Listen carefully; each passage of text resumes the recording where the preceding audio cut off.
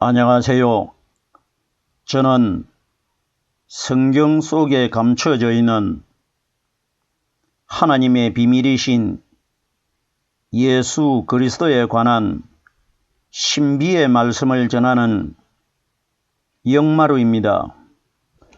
오늘은 지난 시간에 이어서 누가복음 5장 36절 말씀을 시작하여 누가복음 5장 39절 말씀 속에 기록되어 있는 새옷과 낡은 옷에 관해서는 이미 지난 시간에 말씀을 깨달은 바가 있습니다. 오늘은 5장 37절 말씀을 시작하여 5장 39절 말씀 속에 기록되어 있는 새 포도주와 묵은 포도주에 관하여 우리 예수님과 이 사건이 어떤 관련이 되어 있는지를 성령께서 우리에게 가르쳐 주시는 대로 이 말씀을 영적으로 해석하여 보겠습니다. 그럼 누가복음 5장 37절 본문 말씀을 열도록 하겠습니다.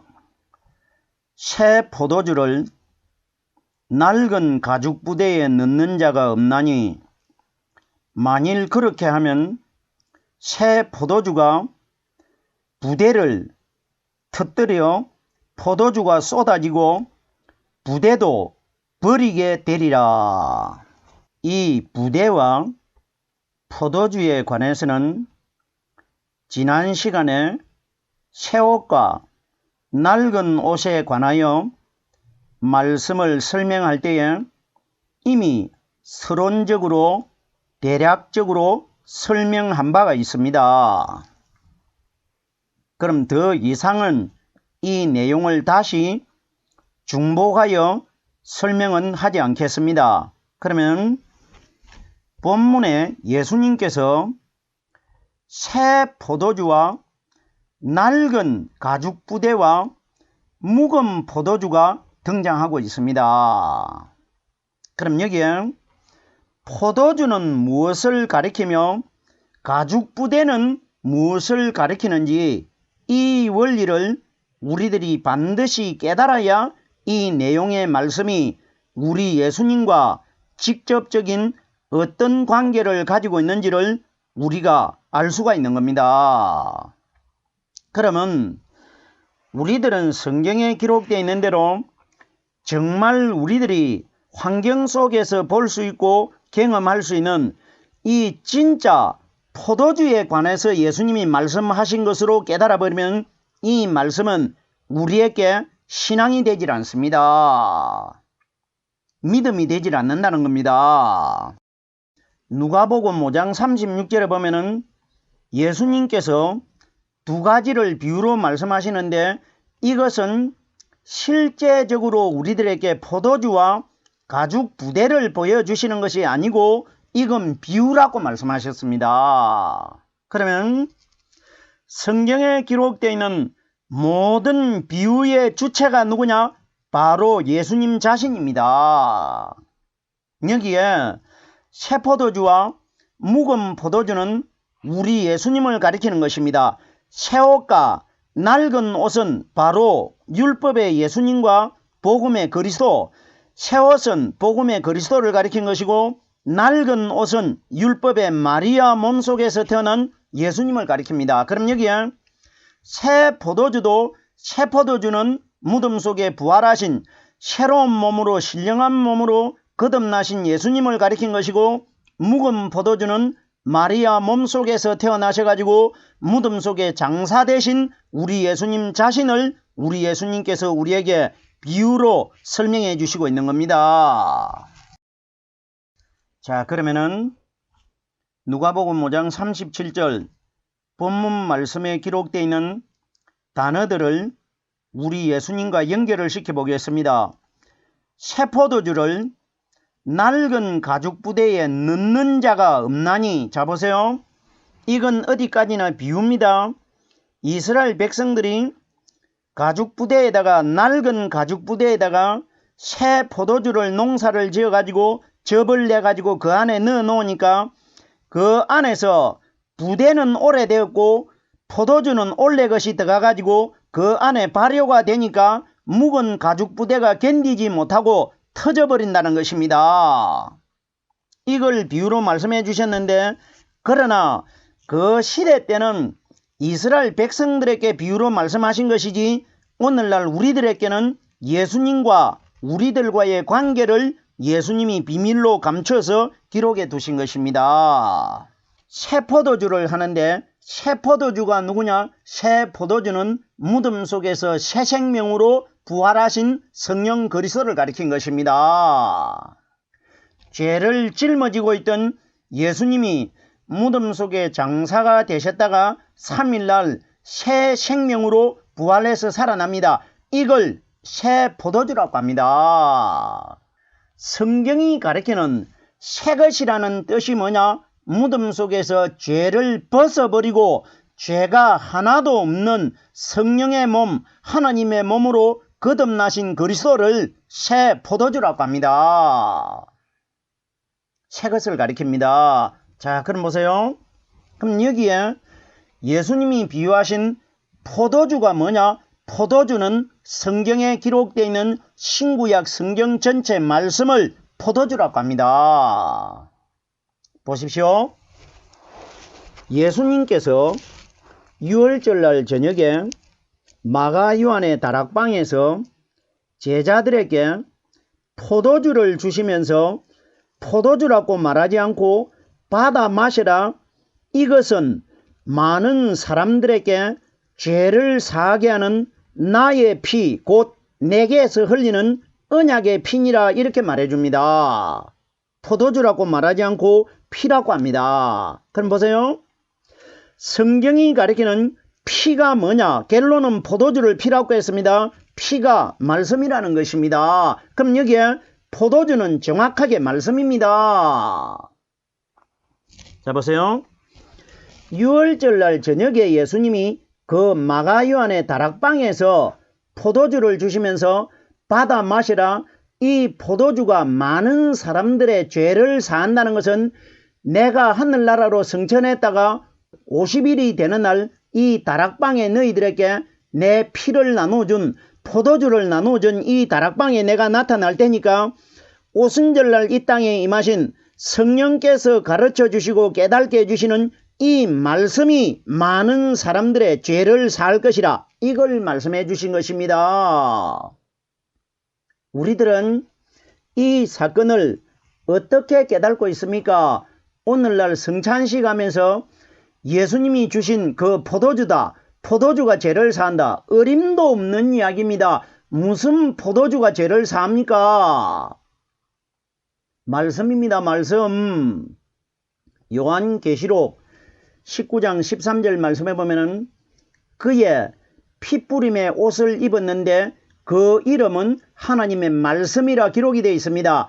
그럼 예수님이 핏부림의 옷을 입었다는 것은 오순절날 이 땅에 임하실 성령의 말씀을 예수님이 무덤 속에서 성령 세례를 받은 것이 핏부림의 옷을 입은 겁니다. 피가 말씀이기 때문에 성령은 말씀과 동의어입니다. 성령께서 깨닫게 해주시는 말씀이 예수님 마음속에 들어있기 때문에 핏부림의 옷을 입은 겁니다. 그러면 예수님이 성령 세례를 받고 입었던 그 성령의 옷이 뭐냐? 바로 말씀이라는 것입니다. 자, 그러면은 새 포도주는 새로운 오순절날 이 땅에 임하신 성령의 말씀을 새 포도주라고 합니다. 새 포도주를 낡은 가죽 부대에 넣는 자가 없나니, 예수님이 성령으로 이 땅에 오셨는데 낡은 율법의 예수를 믿고 있는 사람들 마음속에는 새 포도주로 오신 성령의 말씀이 결단코 그 속에는 들어가지 않는다는 것입니다. 자, 보세요. 새 포도주를 낡은 가죽 부대에 넣는 자가 없느니, 넣는 자가 누굽니까? 성령입니다. 성령은 사람의 마음속에 믿음이 율법의 예수가 되어 있는 사람 속에는 결단코 성령이 들어가지 않을 것이라, 이걸 부대에 넣는 자가 없다는 것은 내가 너희 속에 결단코 성령의 말씀으로 들어가지 않겠다. 이 원리인 것입니다. 만일 그렇게 하면 보세요. 만일 율법에 더러운 것이 들어있는데 죽은 예수님이 들어있는데 그 속에 성령은 결단코 들어갈 일이 없다는 것입니다. 네가 가지고 있는 십계명은 율법의 예수님이십니다. 십계명의 소유물을 완전히 하나도 없이 다 팔아낼 때에 하늘의 보화가 네 속에 들어갈 것이라, 성령이 네 속에 들어갈 것이라, 이 원리질 않습니까? 만일 그렇게 하면 새 포도주가 부대를 터뜨리며, 자 보세요. 만일 내 속에 율법이 들어있는데도 성령 받았다고 자랑하면 이 원리입니다. 정작 우리 속에 들어오셔야 될 성령의 말씀은 들어있지도 않는데 율법의 예수만 알고 있는 사람이 자기가 성령 받았다고 사람들에게 자랑합니다. 이것이 만일 그렇게 한 겁니다. 예수님의 성령은 들어오시지도 않았는데 율법의 예수만 알고 있는 사람, 율법만 믿고 있는 사람들이 자기가 자기 속에 성령 그리스도가 들어있다고 자랑하는 사람이 있습니다. 이 사람들이 만일 그렇게 하는 사람입니다. 자, 그럼 보세요. 만일 그렇게 하면 새 포도주가 부대를 터뜨리며 합니다. 이건 뭡니까? 새 포도주는 오순절날 이 땅에 임하실 성령을 가리키고 마지막 심판주를 가리킵니다. 그러면 만약에 이 땅에서 사람의 마음속에 묵은 율법이 들어있는데 자기는 정말 성령 받은 사람인 것으로 알고 있었는데 마지막 날 새 포도주가 되신 부활하신 그리스도께서 심판주로 이 땅에 오셔가지고 그 부대 속에 율법이 꽉 채워져 있으면서 성령 받았다고 하는 사람을 부대를 터뜨린다고 합니다. 이건 뭐냐? 부대를 터뜨린다는 것은 지옥을 보내겠다, 이 원리입니다. 성령이 들어있지 않는데 율법의 예수를 믿고 있으면서 성령 받았다고 자랑하는 사람을 부대를 터뜨린다. 부대는 사람을 가리킵니다. 가죽 부대가 사람입니다. 사람을 가죽이라고 합니다. 그러면 그 부대를 터뜨려 하는데 지옥으로 보내겠다, 이겁니다. 성령의 포도주가 들어있지 않고 묵은 율법의 마리아 몸속에서 태어난 율법의 신포도주가 되는 예수가 들어있는 사람은 부대를 터뜨린다는 것은 지옥으로 던져 넣겠다, 이 원리입니다. 부대를 터뜨려 포도주가 쏟아지고, 포도주가 쏟아졌다는 건 뭡니까? 내가 이 땅에서 믿었던 믿음이 묵은 포도주, 율법의 묵은 포도주를 감당을 하고 있었기 때문에 그 포도주가 쏟아졌다는 건 뭡니까? 지옥으로 쏟아버리겠다, 이겁니다. 쏟는다는 것은 위에서 아래로 들이워가지고 쏟아버립니다. 이건 뭐냐? 이 땅에서 땅속으로 집어넣겠다. 이걸 포도주를 쏟아버린다. 묵은 포도주는 쏟아버립니다. 내 속에 묵은 율법의 예수를 믿고 있으면서 내 자신이 내 속에 율법을 믿고 있는 줄을 모르고 그것이 오순절 성령인 줄 알고 믿은 사람은 마지막 날 새 포도주 대신 심판주께서 이 땅에 오셔가지고 그 부대도 터뜨려버리고 쏟아버린다. 지옥으로 다 보내겠다, 이 원리입니다. 부대도 버리게 되리라. 부대가 사람입니다. 버리게 된다는 뭡니까? 지옥으로 버린다는 겁니다. 자, 보세요. 이 말씀이 마태복음 13장 48절 말씀에 보면은 마지막 심판 때를 예수님이 비유하셨는데 좋은 것은 그릇에 담고 못된 것은 내어 버리니라. 심판날을 가리킵니다. 좋은 것은 성령 받은 사람들을 가리키고 좋지 않은 것은 못된 것은 내어 버리니라. 못된 것이 뭡니까? 예수의 사람이 되지 못한 사람들은 지옥으로 내버릴 것이라. 이걸 가리키는 것입니다. 보세요. 우리가 여기에 묵은 포도주가 쏟아지고 부대를 버리게 된다. 이걸 어떤 물체, 부대나 식물, 어떤 우리가 먹는 포도주 이런 이야기 결단코 아닙니다. 율법에 예수를 믿고 있는 사람들은 마지막 날 지옥으로 다 쏟아버리고 버려버릴 것이라, 터뜨려버릴 것이라, 이걸 비유하신 것입니다.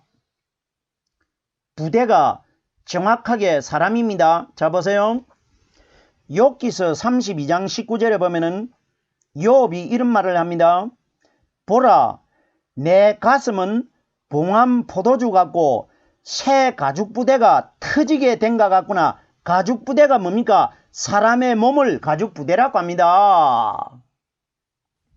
정확하게 이 원리입니다. 계속해서 누가복음 5장 38절입니다. 새 포도주는 새 부대에 넣어야 할 것이니라. 자 보세요.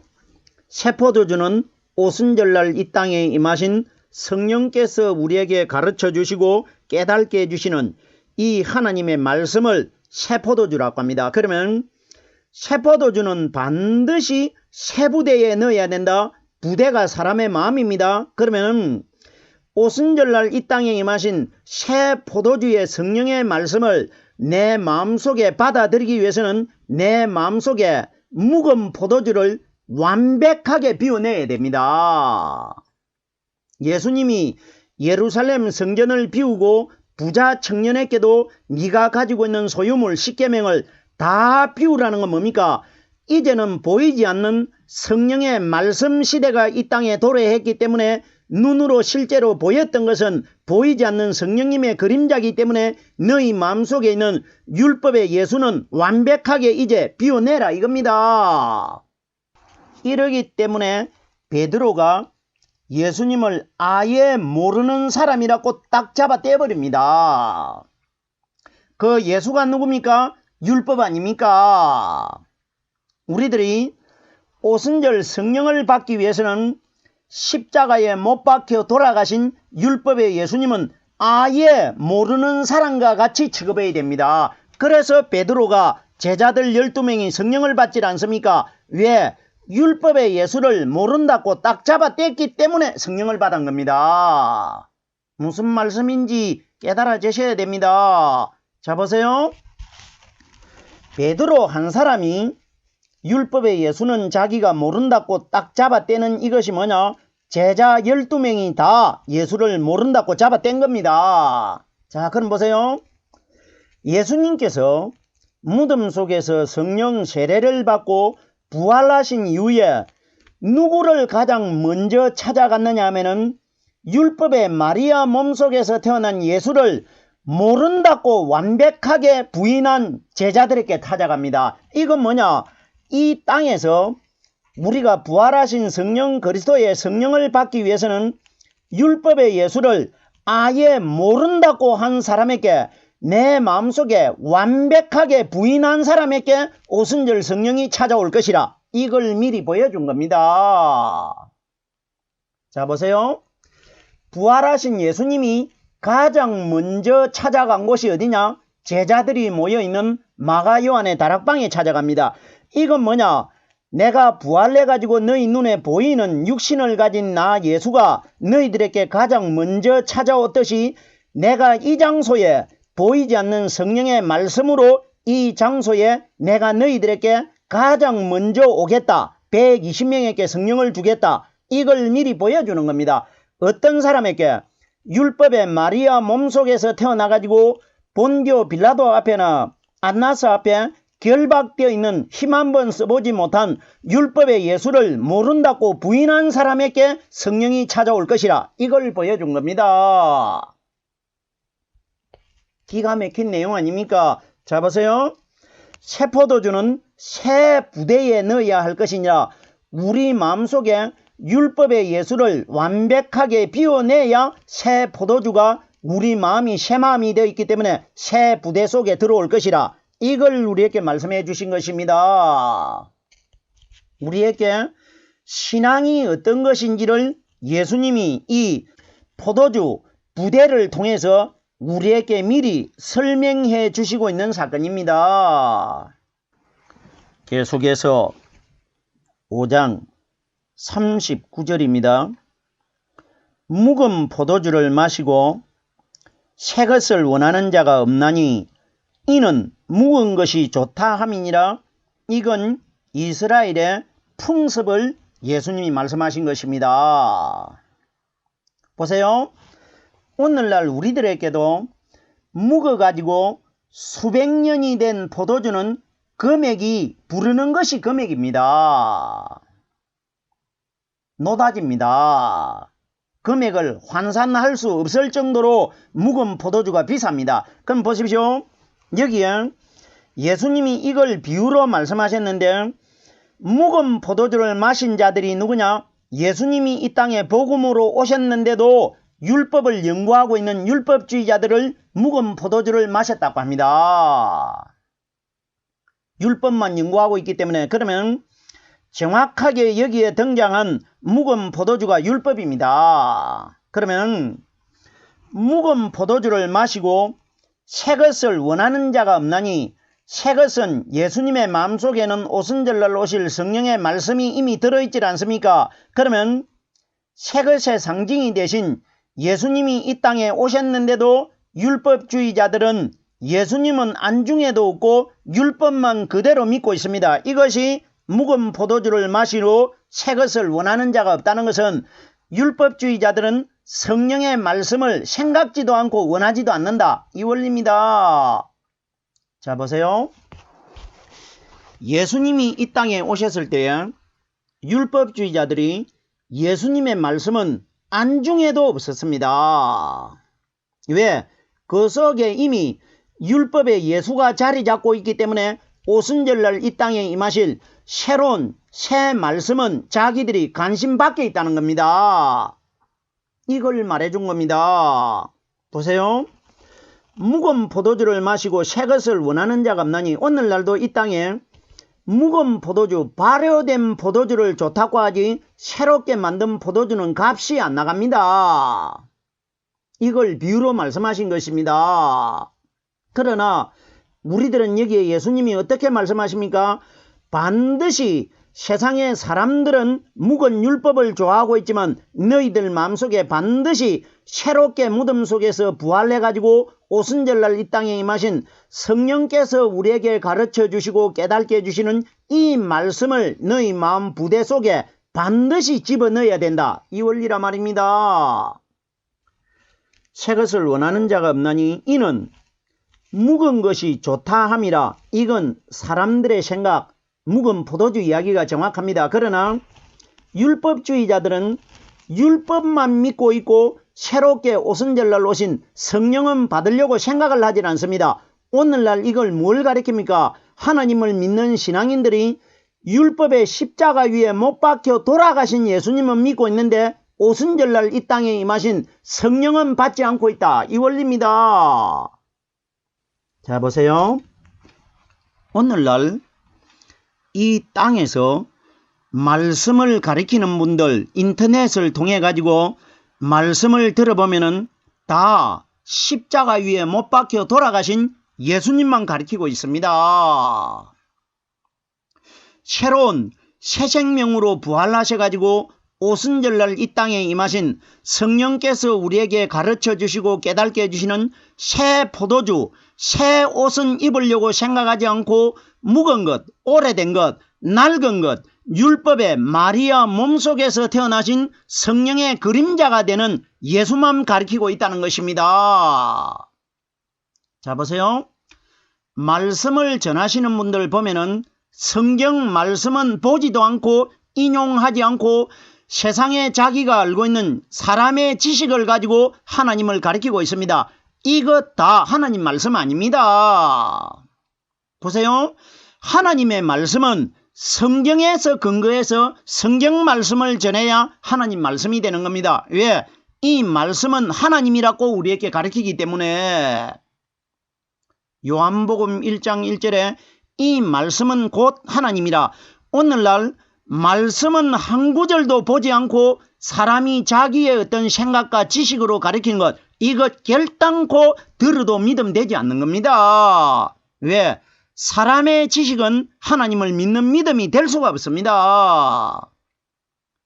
말씀이 근거되어야 됩니다. 말씀이. 오늘은 지난 시간에 이어서 누가복음 5장 36절 말씀을 시작하여 5장 39절에 기록되어 있는 말씀 전체를 깨달아 보았는데, 오늘 두 번째 시간은 누가복음 5장 37절에서 5장 39절 말씀까지를 깨달아 보았습니다. 오늘은 여기까지만 하겠습니다.